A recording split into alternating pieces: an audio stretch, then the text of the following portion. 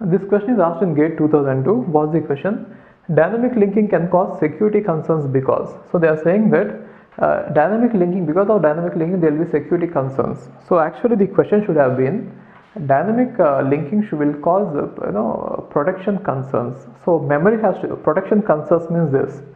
See, when we have the memory like this and various parts of the memory, when they are allocated to various processes, let us say P1, P2, P3, we should protect each process from other processes in accessing them and modifying them.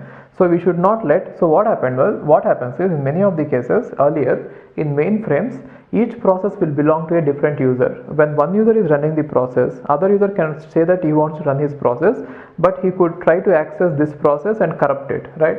Or in many of the other in single user programs also, there can be a process which will try to access the other process. Generally they are called viruses or some other malicious programs which will try to access other programs, right? So our operating system is supposed to give the protection. Protection means when one process should access only the memory which is given to it, and it should never try to access the memory which it is not allowed to, unless it has the a permission to share something, right? So in case of shared libraries it is allowed, right?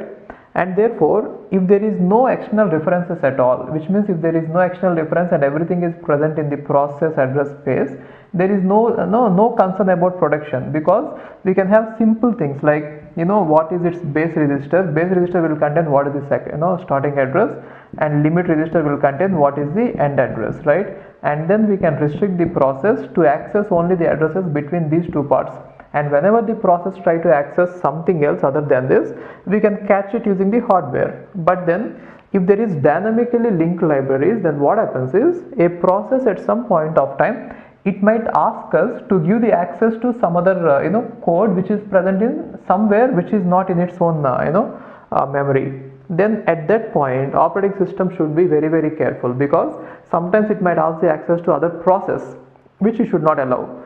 Therefore operating system should actually do more work in case of dynamic linking rather than static linking. In static linking everything is present inside its own memory, but in dynamic linking it can be present outside, right?